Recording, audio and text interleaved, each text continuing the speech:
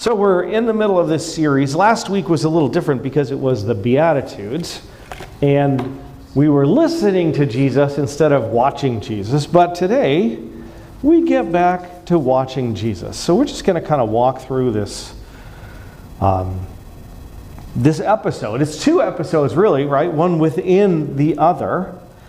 And the first thing we see, Jesus is teaching and there's a crowd, and that's pretty normal. And then Jairus comes up to Jesus and pleads with him. Now, Jairus was a ruler of the synagogue. The synagogue was the place of meeting for the Jews. It's where they would meet for prayers and study. And it kind of functioned as a sort of a town center as well. And so the ruler of the synagogue was not a Levite or a priest. It was a lay person who was well respected enough in the community to be lifted up, almost elected, to be the ruler of the synagogue. So this is and typically that would also be someone of some wealth, because he has to have the time to take care of the synagogue, which means he has to have some other people farming or whatever they do for their livelihood. And so Jairus, this powerful, well-respected man, comes up to Jesus, and I think the thing that we notice, first of all, is that Jairus doesn't come with, he's a powerful man, but that's not how he approaches Jesus. He approaches Jesus desperate. He's a public figure, but he's not afraid to simply request something of the teacher without asserting his worthiness. And so this is the first thing we notice about Jesus here, is Jesus says, okay. A powerful man comes to him and asks him to heal his daughter. And Jesus says, okay, and he starts walking. And I think it's important to notice, and we're going to see this multiple times, that Jesus walked. This is kind of this challenged me many years ago when I was a little bit more of an anxious fellow. Looking through the Gospels, I realized something. Jesus never hurried. It never says Jesus rushed off to take care of the problem. It never says Jesus got an anxious look on his face and began twisting his hands, wondering what would happen and how he would solve it. Jesus is like calm. This guy's daughter is dying, and he asks him to come. So he's going, oh, okay. And then he just starts walking over there. So Jesus doesn't hurry. He doesn't like take control. He just starts walking. And as we're going to see, Jesus brings a lot of power to the situation, but he does it very calmly. So that's, I think, kind of interesting, that Jesus just starts walking. Now, while he's walking, this other thing happens, right? This woman who's been suffering in silence for years and years and years with an issue of blood, which is a woman thing. And I don't know if you ever read anything about old-time medicine, but when it says she suffered at the hands of physicians for years, she probably really suffered. And she had spent all her money, and she thinks in silence. She thinks, she hears about Jesus, and she doesn't even want to speak to him. Well, she's a woman, and she's got blood. And this makes her feel quite like she is in no position to approach the rabbi. Because there's a couple things. One is male rabbis typically didn't speak to women in public. If they did, it was going to be his wife that he would speak to in public. But basically, he only spoke to the men. So not that Jesus operated that way, but that's the cultural condition. And we see over and over again Jesus not bowing to the cultural condition at all, but speaking to women or men. He wanted kids around him. My goodness, he was a strange fellow in their culture. But this woman is conditioned by the culture. So she's a woman, and she wouldn't go approach the rabbi. And she has this issue of blood, which makes her unclean. And so anybody she touches is going to be unclean also. And this is a ritual uncleanliness. That means you can't go to the temple or whatever and you have to wait and give a sacrifice to be made clean from touching blood. And as we're going to see in a minute, Jesus also touches a dead body, which would also make him ritually unclean. So this woman, she sneaks up, and probably nobody recognizes her because she's actually like formally making all the people in the crowd that she moves through unclean because she's touching them as well. But she sneaks in, and what happens? She touches Jesus, and the scriptures tell us that power went out from Jesus. I find that super interesting because obviously she didn't steal Jesus' power, right? She didn't get his power without his permission. He knew what was going on, and we're going to see even more he knew what was going on in a moment. But he chose to let her find healing because of her faith through simply touching his garment. I can't hardly think of a lower requirement for faith than sneaking through a crowd and touching the hem of a garment, and that's enough. And yet Jesus honors that faith. He honors that faith of this woman, and he lets his power go out in healing. And I think that says something about Jesus. And we might expect him to respond to Jairus, the ruler of the synagogue. Oh yes, upstanding member of the community and a real contributor now needs a favor. Well, of course you'll go. But this woman sneaking through the crowd, not even daring to speak. And Jesus honors her with healing as well. And we learn something about Jesus because he does that. And then what happens? He turns around and says, "Who touched me?" And this is one of the times the apostles actually said something that makes perfect sense. They say, "What are you talking about, Jesus? There's 10 people bouncing against you in the middle of this crowd. People are jostling around trying to, you know how people are in a crowd. Ever been in a crowd and you try and make your way toward the front? That's what's going on. People want to be near Jesus. There's a crowd and the disciples are like, "What are you talking about? Who touched you?" And Jesus says, "No, who touched me?" And he starts looking around because he's something different. And here's the thing. What Jesus is doing, I think, is that he wants this woman. What would have happened to this woman if she had been healed and then she snuck away? I don't know what that would do with your conscience. You were healed, but you kind of stole the power from this teacher or whatever. You'd have to live with that. You would also wonder how long it would last, right? You'd be left with a lot of uncertainty. And I think what we see here is Jesus gives her the healing, but what she really needs is the certainty of the healing. And she needs peace to go her way. And that's what Jesus gives her. That's why he doesn't stop and say, "Okay, well, whatever." He's like, "Okay, no. Whoever did that, you need to come forward." And he already knew who it was.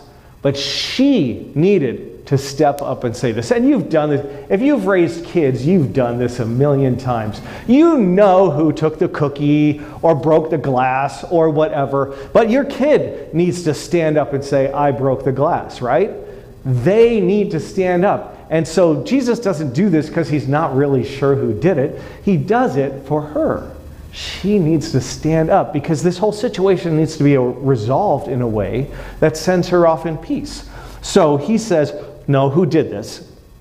And the Bible says she came forward and told everything. And what does Jesus say to her?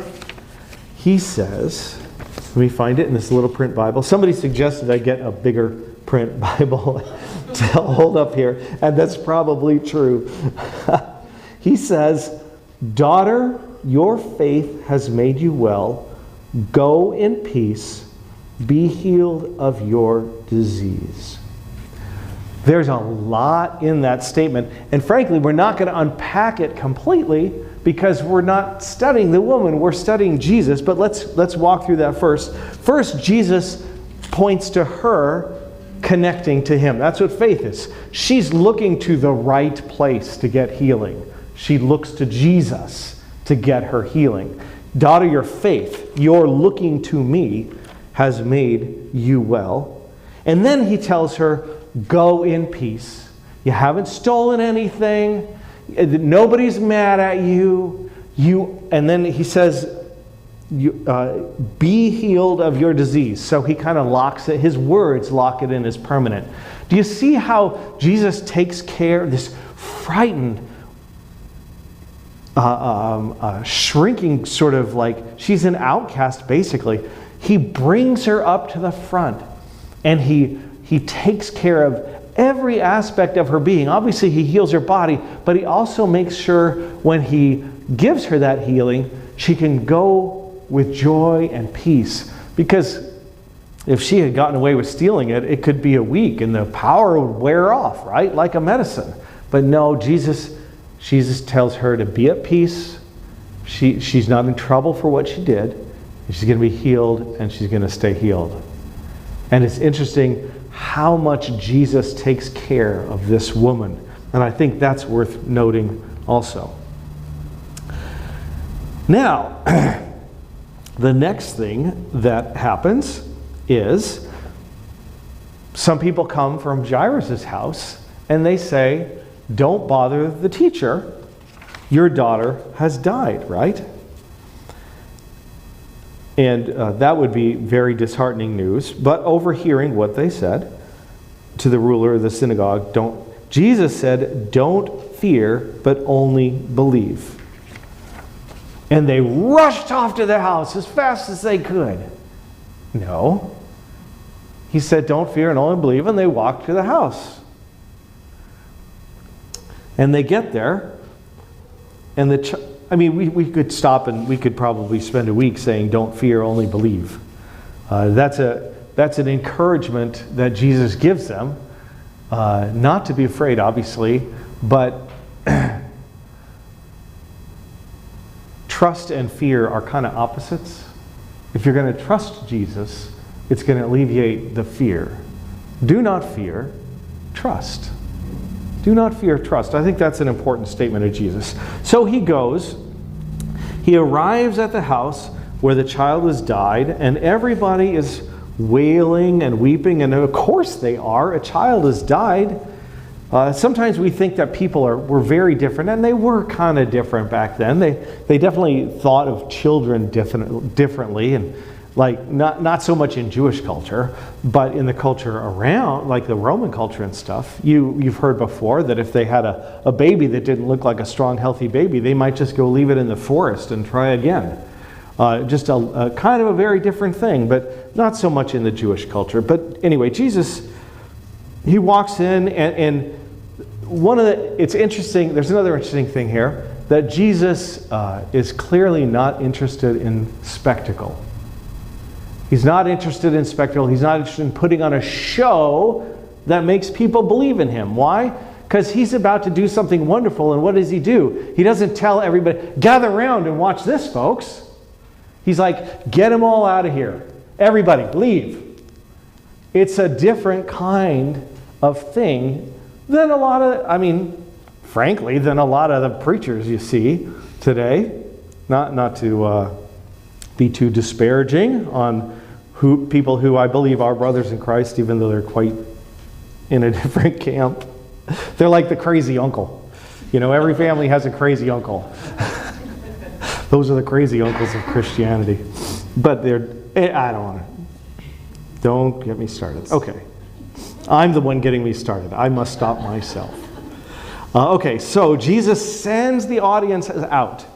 And that's an important point, that Jesus is not a man of spectacle. He's not a showman. He's not trying to gather crowds. In fact, there's a little tiny thing later where it's the Passover week, and other people are going to the Passover in Jerusalem, and they ask Jesus, "Are you coming with us?"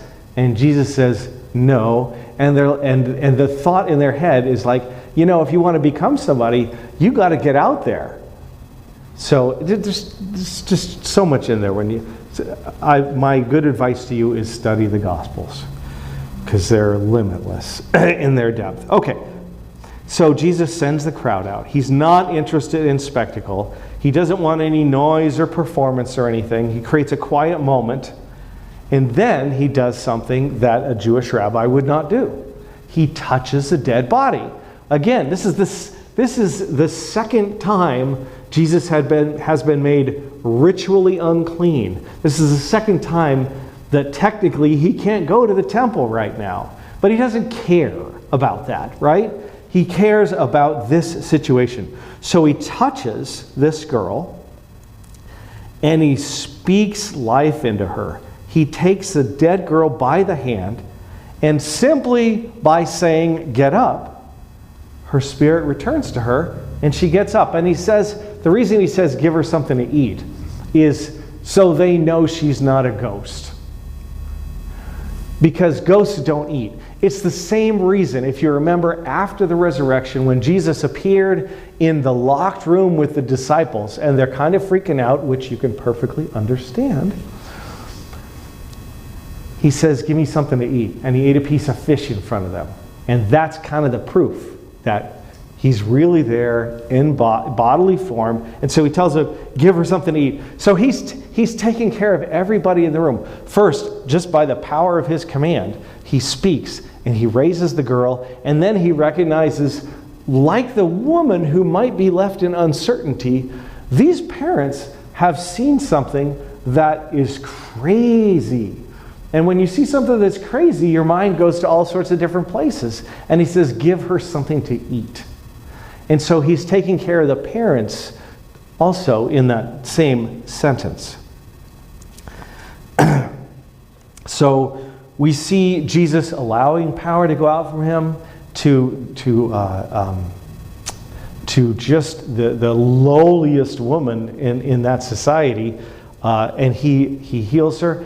And then he takes care of her emotions and her spirit. And then here he touches this girl, and she wakes up again after dying, and he takes care of her, and he takes care of the parents and their possible doubt if this is really happening or whatever. So what we see is Jesus taking care of people, great and small. And his power goes through touch, and I believe that the reason Jesus went and touched the girl by the hand is because that's what Jairus asked him to do. Touch my daughter and heal her. And so that is the way that Jairus understood Jesus' power, and so he did it. And the reason I believe that Jesus only went and did that is because that's the way they asked it to be done, is because there's another instance where a centurion came to Jesus and said that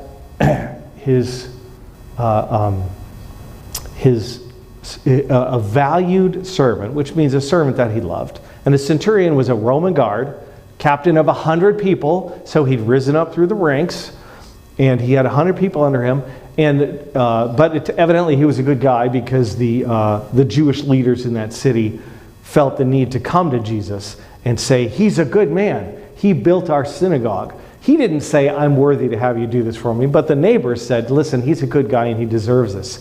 And Jesus started to go, and the centurion said, no, you don't need to go, because I understand real authority. I say to one soldier, do this, and he does it. I say to another soldier, stop that, and he stops it. I understand what it means to have command authority. And what he was saying to Jesus, Jesus understood immediately. He was saying to Jesus, I kind of get you. You can just say the word. You don't need to come all the way to my house. You just say the word, and my daughter will be healed. And you know what Jesus did? Holy cow! I have never seen such faith in my life. You are right. You kind of get it. It's done for you. And then Jesus walks on. So when we talk about Jesus' power to heal, it happens through touch and in different ways for different people. But there's something about the way it happens that is ministering to those people. Because he doesn't have to do it that way. He demonstrated that he could say, done, and keep walking. And it happens. So we learn something about Jesus there, too.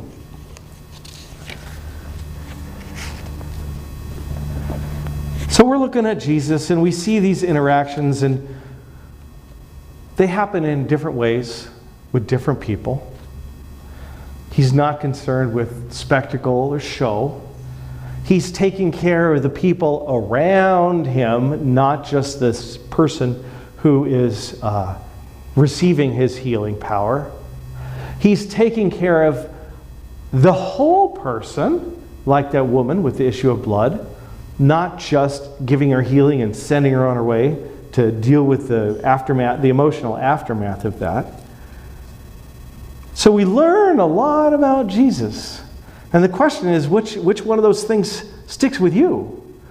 I don't know if you're still carrying the bookmark, but if you are, this is a time to start thinking, like, which one of these things, and even if you're not, it's always a good practice. I had a friend a long time ago say that if they go to a conference and they get one or two things out of it they actually remember, they figure that's a really good conference for them. Because, and this is a complete aside, but it works for me. I used to spend so much time scribbling notes, and now I just sit and I listen. I might jot something down once in a while, but I don't spend so much time trying to record the conference that I miss the conference. Anyway, so what I want to encourage you to do right now, and I'm going to give you a little bit of silence, is to think through this episode with Jesus and just pick one thing that kind of strikes you. What makes a difference to you? That Jesus is not afraid to do a favor for a powerful person? Or that Jesus heals the lady in such a strange circumstance? Or that Jesus walks and doesn't run? There's a lot in here. Which one of these things, or whatever you heard, has meaning for you? And I'll give you about 30 seconds to think about it, and then we'll close with a prayer. So as we end the sermon, we're kind of left with a question. Who in the world is this? I mean, we know the answer, right? But if we can put ourselves in the seat, in the situation, the mindset of those people around him, he keeps doing new things, more amazing things. And they keep having to ask themselves, who in the world is this man? Because at another point in time, the wind and the weather obeys Jesus. And so you have to ask yourself, who is this man? And next week, we're going to find out. We're going to get a bigger picture of who Jesus really is. But let's take a moment and pray. Father in heaven, thank you for preserving this record of the life and actions of Jesus. We see him responding with compassion to the highest and the lowliest in society, treating them exactly the same. What an amazing truth that is, because that reveals to us that truth about you. We see Jesus walking in the middle of what feels like emergencies. And what a blessing it is to see that about Jesus, because it reveals to us that you are not a God of pressure and hurry. And of course, we see the power. And we see the power always used in service, and we see the power serving people according to who they are and how they need Jesus to be for them. So individual.